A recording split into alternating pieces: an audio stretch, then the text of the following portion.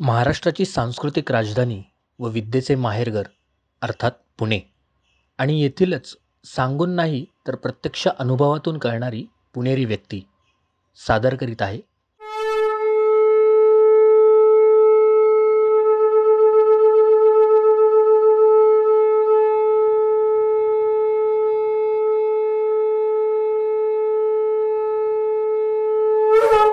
नवदुर्गा.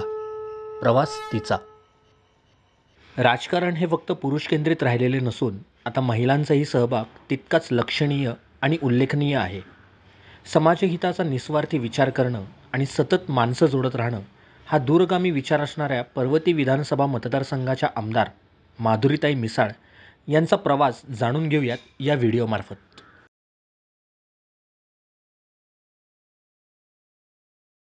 नमस्कार. नमस्कार.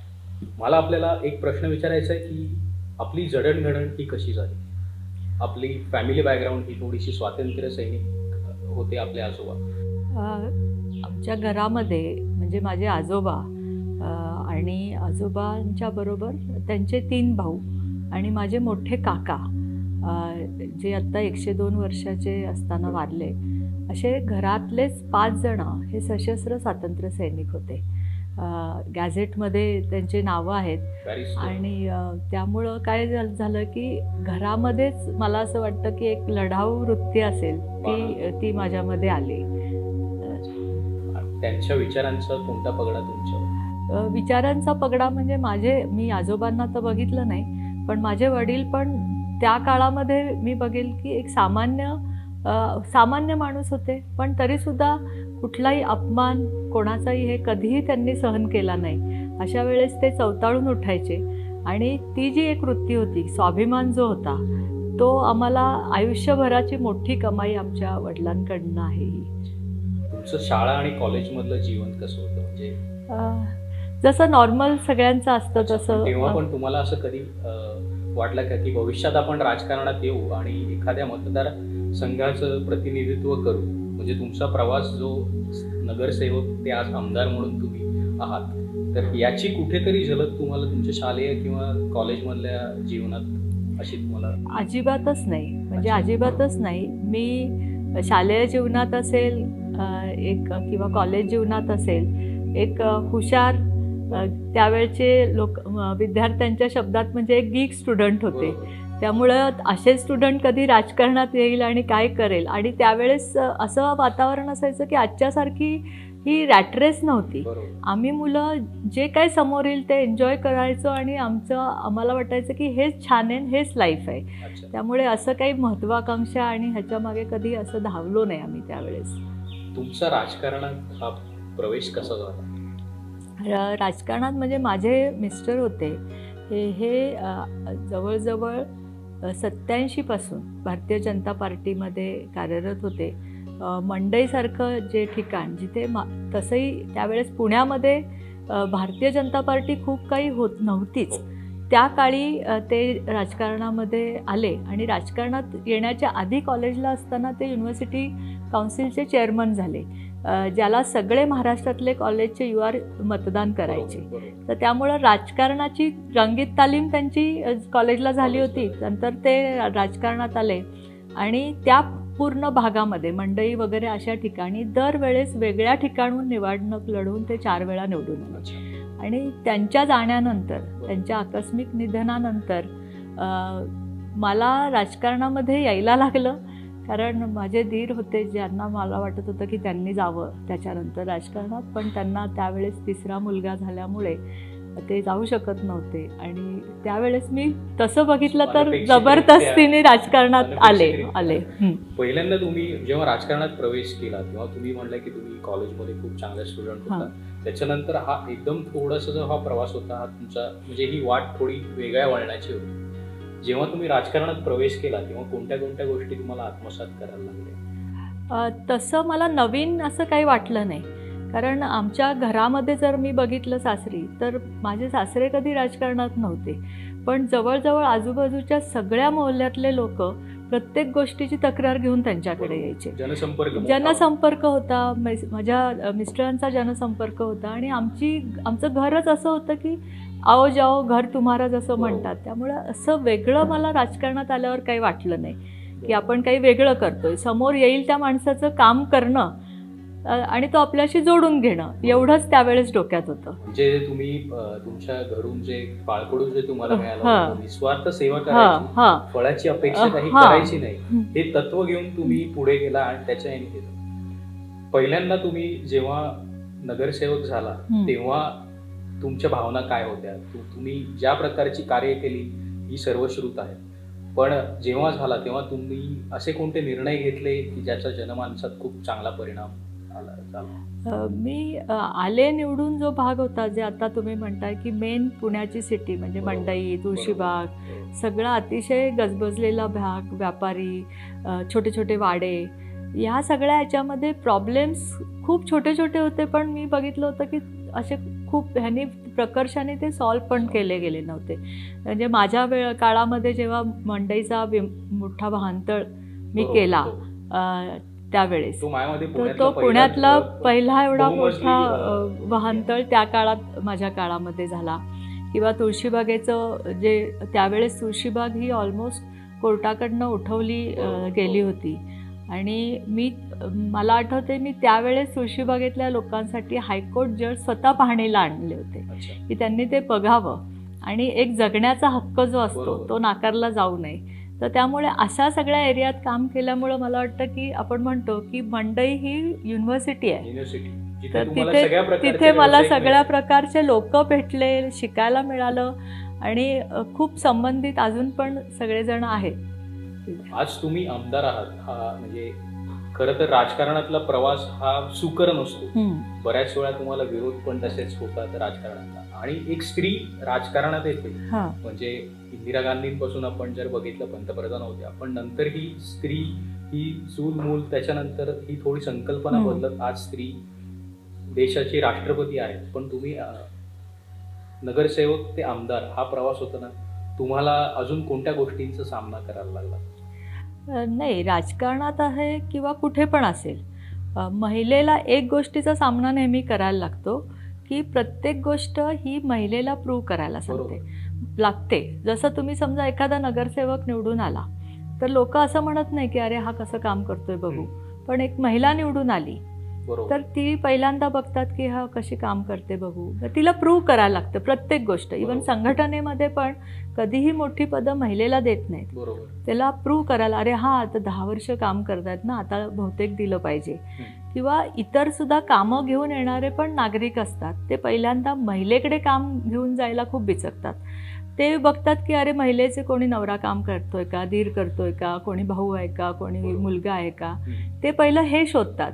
कारण त्यांना असं वाटतं की माहीत नाही हिला कळेल का नाही, समजेल का नाही. तर ही जी गोष्ट आहे ती आम्हाला महिलांना नेहमीच फेस करायला लागते आणि ती सगळ्या क्षेत्रात आहे. तशीच ती राजकारणामध्ये मला पण फेस करायला लागली. आणि जेव्हा तुम्ही एखादा निर्णय घेता तेव्हा तुम्ही सर्वांगीण हा निर्णय घेता हे आतापर्यंत आम्ही बघितलं, पण एखादा निर्णय घेताना सगळेच तुम्हाला मान्य त्या निर्णयाला असेल, थोडा विरोध पण असतो त्या निर्णयात. तो विरोध तुम्ही कसा शमवता? म्हणजे त्या विरोधक प्रत्येक गोष्टीला हा मान्यता आणि विरोध हे असल्याशिवाय ती पुढे जाते, पण विरोध हा कसा तुम्ही शमवता? काय आहे की एखादा निर्णय घेताना सगळ्यांशी चर्चा करणं महत्त्वाचं असतं, ती करतो आपण, पण निर्णय हा आपण घ्यायचा असतो आणि त्या निर्णयाचे जे काही चांगले वाईट परिणाम असतील ते भोगायला मी तयार आहे, ह्या कॉन्फिडन्सने तो निर्णय मी नेहमी घेते.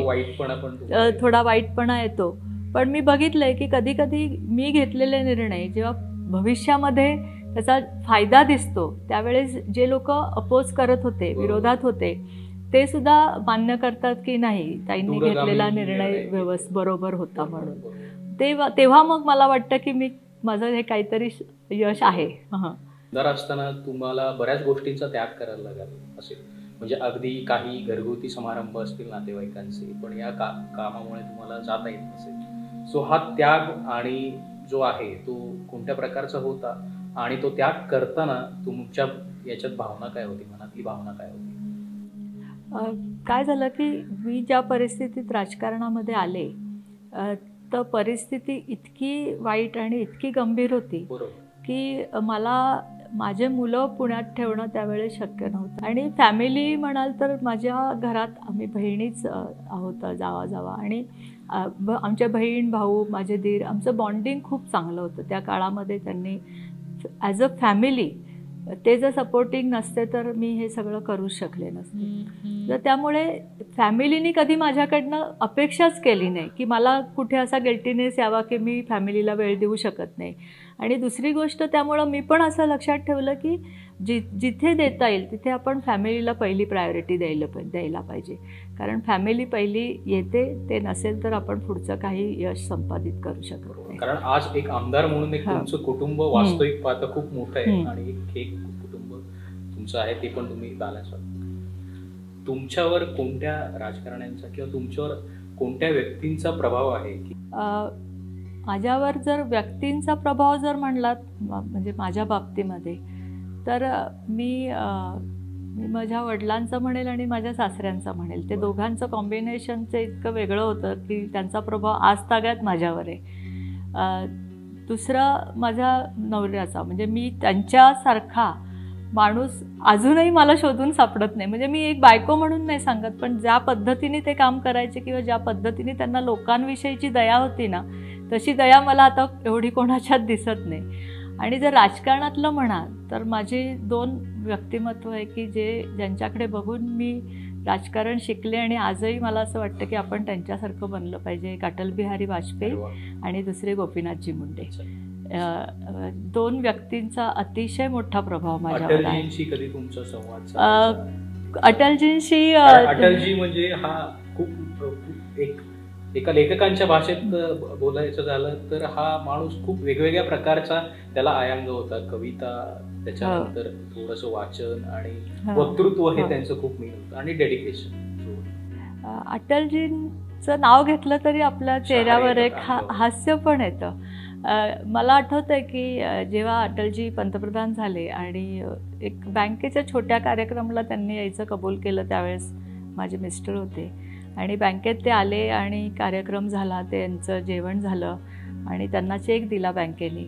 चेक घेऊन ते असे बसले होते. त्यांना सवय होती अटलजींना की थोडं असं डोळे मिटून बसायची. तर ते बसले असताना माझ्या मिस्टरांनी त्यांच्या हातला चेक पडू नये म्हणून असा काढून घेतला. तेवढा त्या डोळे मिटतानाच त्यांनी बोलले, अरे क्यों भाई, एक हात से देते हो एक हात से छीन लेते हो. आणि ते त्यांचं बोलण्याचं जे एक हे होतं म्हणजे अटलजींचं. आणि आमची भाषणं तर म्हणजे मला आठवतंय फर्ग्युसनला मोठं भाषण झालं होतं. अटलजींचं भाषण म्हणजे मोठी मेजवानी असायची. त्यामुळे अटलजींचा प्रभाव माझ्या लाईफमध्ये खूप आहे. एवढ्या सगळ्या विविध प्रकारचे तुम्ही कामं किंवा तुम्ही कार्यक्रम अटेंड करत असताना तुमच्यात ही जी एनर्जी येते ही तुम्ही कुठून मिळवता आणि त्याचं गमक काय, त्याचं सोर्स काय? जेव्हा मी हे सगळं नवीन, कारण आय वॉज अ हाऊसवाईफ आणि हे सगळं अंगावर अचानक पडल्यानंतर राजकारण, बँकिंग, एज्युकेशन, बिझनेस हे सगळं मी स्क्रॅचपासून शिकले.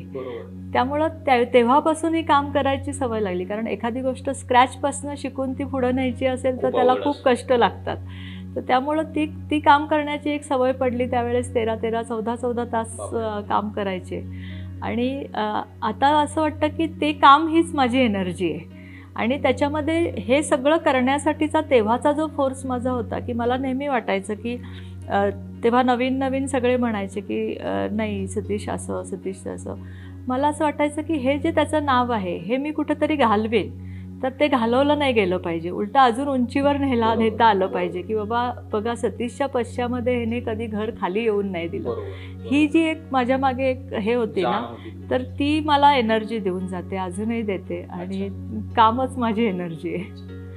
आत्ता ज्या राजकारणात जे 30% आरक्षण आणलंय मोदी गव्हर्नमेंटने, त्याच्यावर तुम्ही राजकारणात काही नवदुर्गा येऊ इच्छितात, त्यांना तुम्ही काय संदेश द्याल? की जनरली राजकारणाकडे असं बघितलं जातं की राजकारण हे चांगलं नाही, पण आत्ताच्या मोदी गव्हर्नमेंटने पूर्ण अप्रोच बदललेला आहे. सो तुम्ही नवदुर्गांना काय संदेश देऊ इच्छिता की त्यांनी राजकारणात येताना काय काय हे करावं?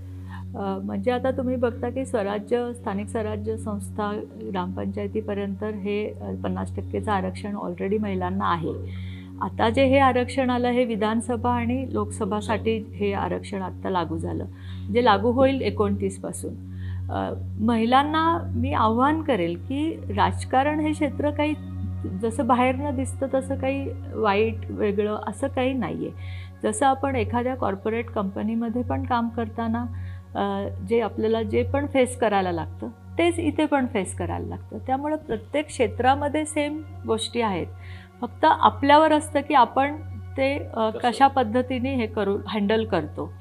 त्यामुळं मी महिलांना आवाहन करेन, राजकारणी सगळ्यांनी हे जे आरक्षण मिळालेलं आहे हे नुसतं राजकारणात येणं हा त्याचा प्रभाव नाही होणार असं मला वाटतं. की ज्या राजकारणात येणाऱ्या ज्या महिला असतात त्यांना बघून आम्ही बऱ्याच महिला प्रभावित होतात आणि त्यांना वाटतं की आपण पण काहीतरी केलं पाहिजे, भलेही त्यांनी ते दुसऱ्या क्षेत्रात करावं. पण हा जो प्रभाव असतो, जसं आम्हाला सुषमाजींचा, इंदिरा गांधीजींचा जो प्रभाव होता, त्यांनी आम्हाला वाटलं की नाही आपण पण करू शकतो. सीतारामन ज्या धडाडीने बजेट मांडतात आणि विरोधकांना थोडंसं ते नामोहरम करतात.